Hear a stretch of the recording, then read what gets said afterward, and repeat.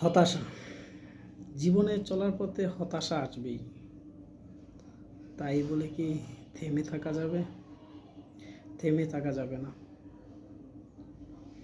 সময়ের সাথে সাথে চলতে হবে। হতাশা কার নাই? সব ব্যক্তিরই হতাশা আছে।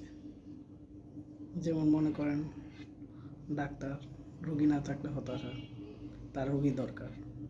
উকিল, এখানে কোনো অকারেন্স না ঘটলে উকিলের কোনো কাজ নেই, তারাও হতাশ। সব সেক্টরেই হতাশা আছে। তাই বলে কি থেমে থাকা যাবে? সময়ের সাথে সাথে তাল মিলিয়ে নিজেকে এগিয়ে নিতে হবে। হতাশা দেখে বসে থাকা যাবে না। তাই হতাশাকে অবশ্যই জয় করতে হবে। হতাশা জীবনের একটি অংশ। হতাশার দিক না চিন্তা করে হার্ড ওয়ার্কিং করে যেতে হবে।